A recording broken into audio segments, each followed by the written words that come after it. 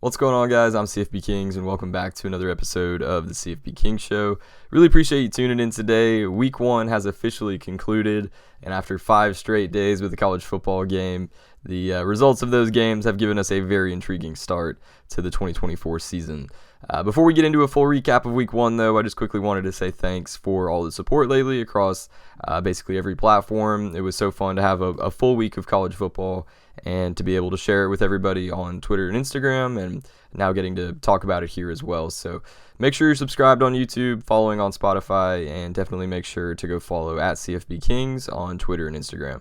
The headliner of Week 1, the only top 15 matchup of the week, number 14 Clemson traveled to Atlanta to face number 1 Georgia, where the Dogs won 34-3. The Mean Machine just keeps on rolling, and Kirby Smart and Heisman hopeful quarterback Carson Beck picked up right where they left off last season and appear to be title contenders once again. Freshman running back Nate Frazier looked really good. The defense was suffocating. I saw a lot of great stuff, as usual, out of Malachi Starks in the secondary, who made one of the most acrobatic interceptions you might ever see, but especially this season. 5-star freshman defensive back KJ Bolden looked really good as well. The coaching was immaculate. Things were kind of slow in the first half, but if you didn't watch the game, it was 6-0 Georgia at halftime. But the second half was all Dogs. They made a bunch of great halftime adjustments and started to wear down that Clemson defense toward the end of the game with a couple late touchdowns. Clemson, on the other hand, certainly did not play their best game. The 31-point loss is the largest in the college football playoff era for the Tigers. Their 3 points are tied for the lowest scored under Dabo Swinney in any game. It was the first time an opponent had more first downs than they did in a game since 2022. And overall, not the afternoon that the Tigers had in mind, of course, but I do think that there are some positive takeaways for them from that game that they can build on for the rest of the season. First, though, I wanted to talk about Dabo Swinney and the noise around him and their program following Saturday's loss. Anytime Clemson doesn't win, it's because of Dabo, and the transfer portal narrative is one that I find kind of boring. It's sort of low-hanging fruit and kind of just an easy thing to say that seems to sort of emanate from all corners of college football every time the Tigers don't look like they did in 2018 or 2019. And it's just a flippant sort of argument. But a lot of the college football world acts like Clemson will just have all of its problems fixed if they take portal players, and that every loss they have until they do could be avoided. And, according to the media and stuff, Clemson is being left behind. And when they lose a game, it's like, well, yeah, obviously, they don't use the portal. Of course they lost. Stuff like that. But there's just not really a substantive conversation around Clemson other than the immediate turn to Dabo and the portal. Something that I noticed throughout Week 1, just watching all the games and the results that came with them, is what happens when teams who do use the portal, so basically every other team besides Clemson, lose or look bad. Nothing. There are tons of teams who lose more games and by larger margins or play worse than Clemson every week of every year, but there's not that quick take to immediately have since they've already used the portal. There are some teams, specifically one in Tallahassee, who I'll talk about later, who have embraced the portal, who have adapted, who are with the times, and who would also love to have Clemson's roster. So I wanted to offer a different perspective than you'll probably hear everywhere else, where it's just Dabo, portal, NIL, adapt, stuff like that. I thought Clemson actually did a lot of promising things on Saturday. Their defense was phenomenal for as long as it could be. They held Georgia to a touchdownless half. They played 3 great quarters. It was 13-3 with 4 minutes left in the third, and they just wore out in the fourth quarter because there wasn't really any reciprocity from the offense to give them any sort of rest or confidence or momentum or really much of anything. But one area that I was interested to watch was linebacker for Clemson. They lost Jeremiah Trotter to the NFL, and Wade Woodaz filled that void perfectly. He led the team in tackles on Saturday, so they didn't drop there, if at all. But their young secondary was another intriguing area that I wanted to watch. They lost Nate Wiggins to the NFL. I think he was a late first-round pick. But they were excellent for the majority of the game. Things started to kind of unravel in that fourth quarter a little bit, but true sophomores Avion Terrell and Jaden Lucas specifically were both very impressive. The offense obviously struggled, but there were definitely some bright spots that I saw throughout the game. I thought Cade Klubnik was actually pretty improved in a couple of areas. He was much more composed in the pocket. He made a couple of passes where I was Pretty surprised. I don't think he would have even hit those passes or been allowed to try them last year. The receiving group dropped a few passes. They didn't know where the ball was when they were running their routes a couple times, and definitely could have helped him out more. But Klubnik didn't have a great game by any means. He had just 142 yards passing, but great games are hard to come by for quarterbacks against that Georgia secondary. For example, Jackson Dart at Ole Miss, a guy who many people have as the Heisman favorite, if not a very high Heisman contender coming into this season. Last season against Georgia, he threw for 112 yards, 0 touchdowns, and an interception. Ole Miss lost that game by 35, and that was an 11-win Ole Miss team who would have been in the college football playoff as an at-large bid had there been a 12-team format then. In 2022, Oregon quarterback Bo Nix, who eventually finished his career as a Heisman finalist, threw for just 172 yards, 0 touchdowns, and 2 interceptions in a season opener in Atlanta against Georgia. Oregon lost that game by 46 and then went on to win, I think, 11 games, I believe. So Klubnik didn't do anything crazy on Saturday, but he's a second-year starter. He threw for 2,800 yards last year without his top 2 wide receivers, and I think he'll have a good season for them the rest of the way. Antonio Williams was big for the Tigers to have back at wide receiver. He had 76 yards leading the team. If you're unfamiliar with the situation, he got hurt last year and was only available in like 4 games or something like that. But I thought they might use the 2 freshmen, Bryant Wesco and TJ Moore, a little bit. But I think we'll see them make an impact throughout the rest of the season. Jake Brittingstool was good at tight end, but he was only targeted a handful of times. And then Phil Maffa was solid at running back. He'll be a workhorse for them this year. That defensive front, though, for Georgia was tough to break any long runs on. But Clemson also made a couple of drive-killing mistakes. Basically, anytime they got a little bit of momentum, it was stopped by an illegal motion or illegal shift. But in a positive light for Clemson, those are very easily fixable things moving forward. So overall, Georgia looked like Georgia. Clemson didn't quite look like Clemson, but over the coming weeks, I think the Tigers will start to get into form. The preseason number 1 team has only lost their season opener 5 times in the history of the AP poll, which is 89 years. So a very tall task for Clemson in terms of history. But I picked Clemson to win the ACC, which I'm still fairly confident in. And I picked them to beat Miami for that ACC title, which it certainly looks like the Canes can get to after what they did in Gainesville on Saturday. Number 19 Miami went to the Swamp to take on Florida, and they did more than just take them on. They beat them 41-17. The Canes won by 24 points after entering the game as just 2.5-point favorites. This is the first time in 34 years that Florida lost their season opener.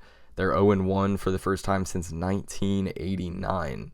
The 41 points they allowed were the most in a season opener in program history. Cam Ward, quarterback for the Canes, was just phenomenal. I listed him as number 1 in the weekly Heisman Watch rankings that I'll be putting out every week on Twitter and Instagram throughout the season.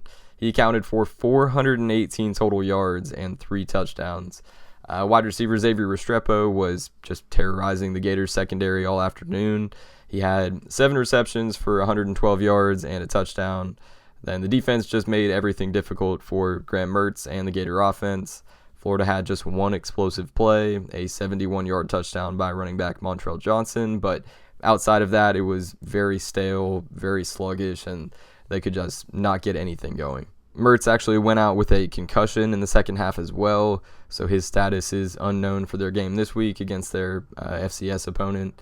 In all likelihood, they'll probably just sit him and start DJ Lagway, the 5-star and number 1 quarterback who they got in the class of 2024. But their secondary was very porous. A couple transfers who were expected to help solidify it from where it was last year weren't quite up to par. Then they just couldn't get hardly any pressure on Cam Ward.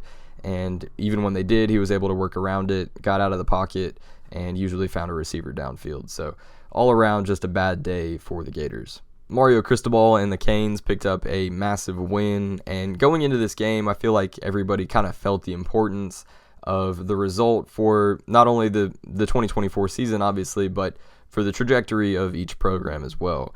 And immediately after the game, the conversation veered toward Billy Napier and his future as the Gators head coach.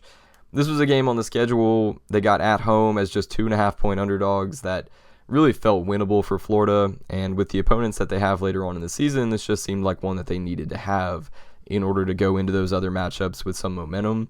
and the exact opposite of that happened in the Swamp on Saturday. So needless to say, the mood in Gainesville is not good. I was talking about this with some people in Gainesville on Saturday, and the mindset is that this loss is going to go one of two ways. It's going to take the program in one of two ways.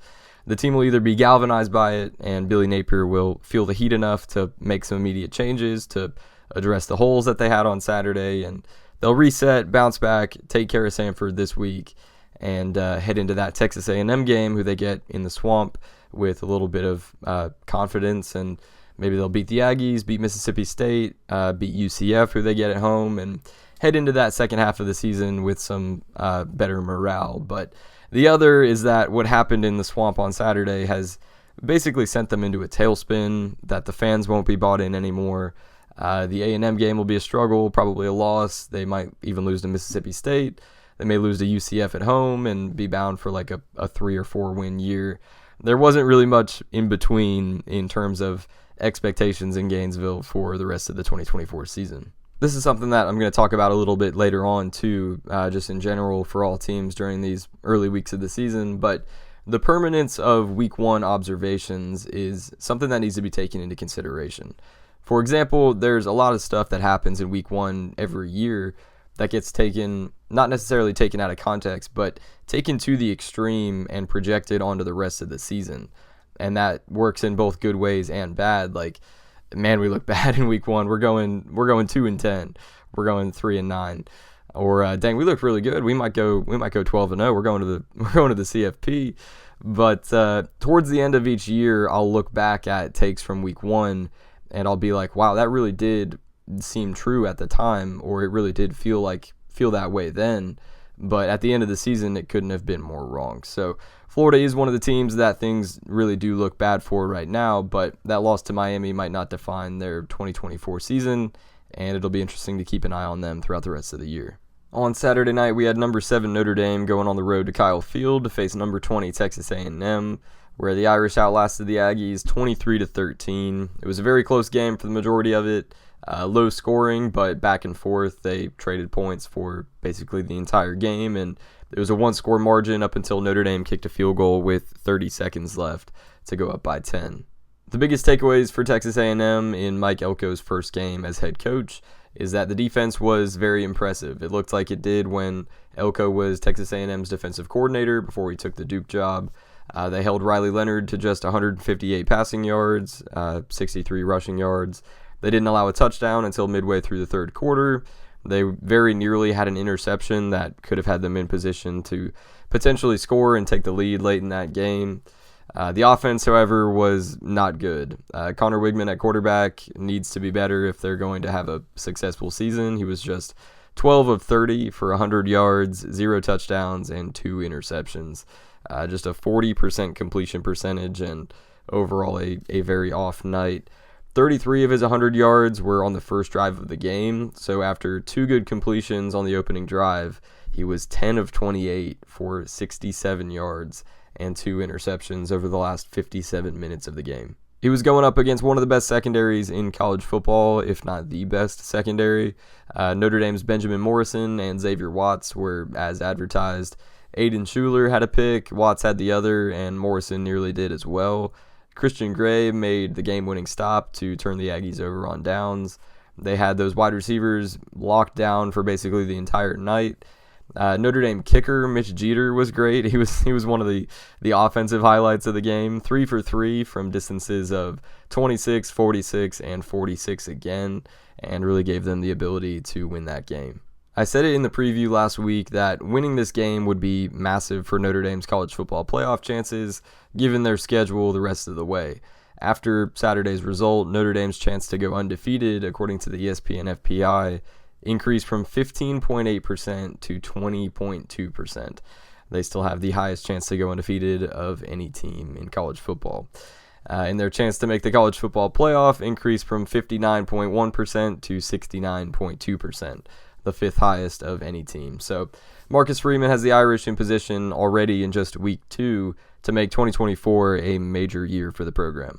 Number 8 Penn State went into Morgantown and rolled right past West Virginia 34-12. Drew Aller looked much improved from last season. He was very efficient, 11 of 17 for 216 yards and 3 touchdowns. Then he averaged 7 yards per carry on 6 rushes for 44 yards too. So 260 total yards and 3 touchdowns. Nick Singleton was explosive. He had 13 carries for 114 yards and a touchdown, averaging 8.8 yards per carry.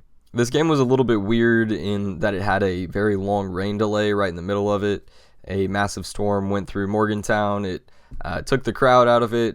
Quite literally, there were only a fraction of what was there at the beginning of the game, crowd-wise there in the second half. And the Nittany Lions took a 14-point lead right before the half and then went up by 21 right afterwards. So West Virginia had multiple turnovers, including an early fumble that really killed some momentum that they had going into the game with some confidence. And then they also had a turnover on downs at the Penn State 16. One thing that really changed the game for the Mountaineers, where they got a little bit screwed, was one of Penn State's touchdown drives, the one right before the half.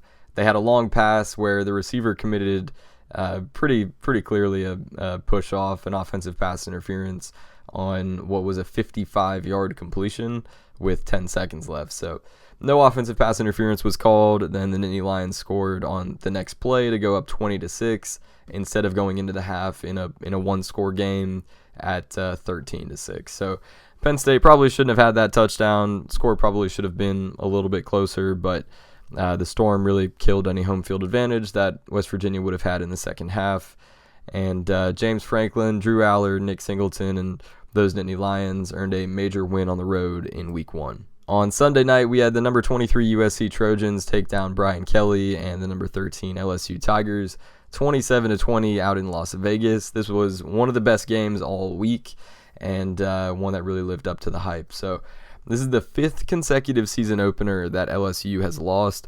I couldn't believe it when I saw it kind of put like this, but the last time LSU started 1-0 was the year they won the national title in 2019, which is pretty wild. But yeah, there were several interesting storylines in this game. Both teams replacing a Heisman-winning quarterback in Caleb Williams and Jaden Daniels. Both replacements looked incredible. USC's Miller Moss went 27 of 36 for 378 yards and a touchdown.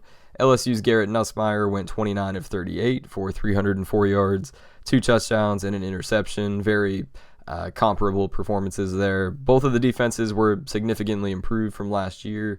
Just 47 total points in a game with an over-under of 63.5. So the defenses were nothing like they were last season, at least so far in Week 1. But there were spectacular catches made on both sides. Kyron Hudson of USC made one of the best catches we'll probably see all season. And Kyron Lacey for LSU filled right in like they didn't just lose 2 first-round wide receivers.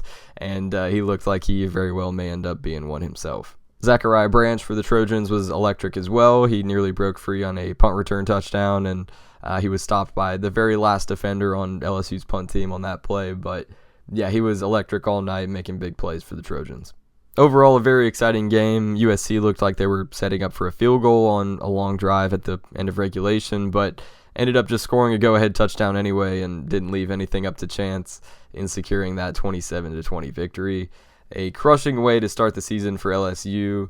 Brian Kelly was very animated in his post-game press conference, and it was a game that felt for basically the entirety of it that it could have gone either way, and for LSU, these season openers just always seem to avoid them. So for Lincoln Riley, though, it looks like he has himself another star in the making at quarterback, and if his defense can replicate some of the stuff that they did on Sunday night, the Trojans can make a lot of noise in the Big Ten this year. On Monday night, Florida State lost again, this time to Boston College by 15. The final score was 28-13, and that was with BC kneeling out the last 2 minutes of the clock at the FSU 5-yard line. This game was all Boston College, basically from start to finish. Quarterback Thomas Castellanos and running backs Kai Robichaux and Trayshawn Ward were just unstoppable. And I know Florida State's defensive line received a lot of praise coming into the season as potentially being one of the best in the country, certainly one of the best in the ACC, and they just have not looked like that, and they were manhandled by Boston College on Monday. So BC rushed for 263 yards. 263 yards. Robichaux had 85, Ward had 77, Castellanos had 73, and Turbo Richard had 28. So, like I mentioned about them kneeling it out, this game really wasn't even as close as the 15-point margin. Very easily could have been 22. BC had a pass dropped on third down early in that game, too, that had it been caught, probably would have put them into field goal range and, at the very least kept that drive going for potentially another score. So it was just really not a close game. Florida State's defensive front struggled mightily. They could not contain Castellanos. Robichaux powered up the middle repeatedly, and Ward was a major threat on wheel routes and checkdowns and just coming out of the backfield. And for a lot of this game, it looked like BC could line up and run any play they wanted. DJ Uiagalelei was not great last night either. He was 21 of 42, a 50% completion percentage for 272 yards, a touchdown, and an interception. He missed a wide open touchdown in the corner of the end zone that could have made the game somewhat more competitive. I mean, the receiver didn't have anyone within 10 or 15 yards of him, and DJ sent it out the back of the end zone. If they're going to make something of this season at all, he has to be much sharper, make better decisions, and really just complete the easy ones. Florida State is now 0-2, and these were two games coming into the season that I think most people pretty much had chalked up as wins. And even for people like myself who didn't have them in the ACC title game or who didn't have them in the college football playoff, I mean, I thought their losses would be to like Clemson and Miami and maybe Notre Dame or on the road at SMU or something, but certainly not in the first 2 weeks of the season to Boston College and Georgia Tech. But the Noles still face Memphis, who I believe is very good. They're my group of 5 pick to get that auto bid to the college football playoff. They host Cal, who has a great running back in Jaden Ott. If they don't get some of those run-stopping deficiencies solved quickly, he could have a very big day. They go on the road to SMU. They still play Clemson. They go to Duke. They go to Miami. They host North Carolina. They go to Notre Dame. And then they host Florida. So this is a season that has gotten out of hand very quickly for Florida State. And if a lot doesn't change over the next really handful of weeks, this team could legitimately miss a bowl game. All right, a couple quick rapid-fire notes and observations from Week 1. Nico Iamaleava at Tennessee looks like the real deal. We got a couple looks at him at the end of last season, specifically in the bowl game against Iowa, but this was the first time that he really got to start in like a real game against a full roster, and the competition was what it was, of course, with it being an FCS opponent, but the throws that he was making are what they are too. And if he can throw with the accuracy that he did on Saturday, there aren't any defenses that will really fare super well against the Vols. So he was 22 of 28 for 314 yards and 3 touchdowns in the first half. He did not play in the second half and was 22 of 28 for 314 and 3 touchdowns. He's a true sophomore, and the future looks bright in Knoxville. Tyler Shuck at Louisville, definitely not a true sophomore like Iamaleava. He's been around for a minute. He transferred from Oregon to Texas Tech and then from Texas Tech to Louisville. But he was 18 of 24 for 232 yards and 4 touchdowns. Similar to Nico at Tennessee, he did all of that in just the first half. Did not play in the second half, so like I said, the competition is what it is. Louisville was playing Austin Peay, but if he can stay healthy, which has been a problem for him in the past, both at Oregon and at Texas Tech, the Cardinals really could be a threat in the ACC. Louisville won that game 62-0. I also wanted to talk about Washington State. The Cougars, of course, were left out in the cold with all of the conference realignment last year. They had their roster plundered in the transfer portal, but in Week 1, quarterback John Mateer went 11 of 17 for 352 yards and 5 touchdowns. He had 5 touchdowns on 11 completions, so basically every other time he completed a pass, it resulted in a touchdown. Washington State beat Portland State 70-30. A real defensive battle, but I'm rooting hard for the Cougars this year and Oregon State too after what happened to them, and really hope they're able to have a great season up there in Pullman. Something that I brought up in last week's episode, the Week 1 preview episode following Week 0 and Georgia Tech's victory over Florida State in Ireland, was the pattern that Georgia Tech and Brent Key's teams have followed over the past couple of years, where they play very good against teams who they're underdogs to, or teams that they're not expected to beat, but then when they're favored in games and kind of are expected to beat certain teams, they usually don't play as good. And I've used the example several times now, but last year they lost to Bowling Green by, I think, 11 at home, and then went on the road and beat Miami like the next week or something like that. They also beat number 17 North Carolina last year. They nearly beat Louisville, who was in the ACC title. They played a one-possession game with Georgia, but then against some of their lower-level opponents, they just didn't look quite as good. So something that I wanted to watch this week was how Georgia Tech would fare against Georgia State. And they have seemed to, for now, they've broken that trend a little bit. They beat Georgia State 35-12. So Haynes King was sharp. He was 24 of 29 for 275 yards, 2 touchdowns and a pick. Jamal Haynes at running back had 17 carries for 84 yards and a touchdown. And overall, they really played well. The defense limited anything that Georgia State tried to do offensively, and overall it was just a great performance from the Yellow Jackets. So that was something I was very intrigued by, and it seems they've broken that trend, at least for now. So Georgia Tech will be an interesting team to watch throughout the rest of the 2024 season. One of the other more notable games of the weekend was Virginia Tech losing to Vanderbilt 34-27 in overtime. The Commodores were 13.5-point underdogs and took out a team in the Hokies who really had some high hopes coming into this season. Transfer quarterback Diego Pavia from New Mexico State had 190 passing yards and 2 touchdowns, but then 26 carries for 104 yards and a rushing touchdown as well. 294 total yards and 3 touchdowns. And remember, back to last season, he was part of that New Mexico State team who went into Jordan-Hare and crushed Auburn 31-10, a game in which he also had 3 touchdowns. So something very interesting to watch there in Nashville if Vanderbilt can build off that win and potentially have a solid season. Now it's time for Kings of the Week, a segment where I highlight some of the best performances across the country in college football. Teteroa McMillan at Arizona looked on Saturday like he might be winning the Biletnikoff Award as the best wide receiver in college football. He had 10 receptions for 304 yards and 4 touchdowns on New Mexico. His 304 receiving yards in a single game is an Arizona school record. 10 receptions, 304 yards. He averaged 30 yards per catch on 10 receptions. Just insane. Cam Ward, quarterback at Miami, I mentioned it at the beginning of the episode, but a performance worthy of being talked about again. He put up 418 total yards and 3 touchdowns in one of the toughest environments in college football, and it looks like he could be a contender for that Heisman Trophy. Ashton Janty, running back at Boise State, against Georgia Southern on Saturday, Janty had 20 carries for 267 yards and 6 touchdowns.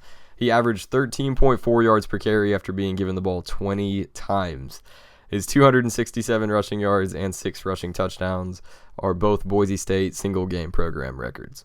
And lastly, we have Hudson Card, quarterback at Purdue. If you didn't catch any of the Boilermakers game against Indiana State on Saturday, it was actually a pretty historic one.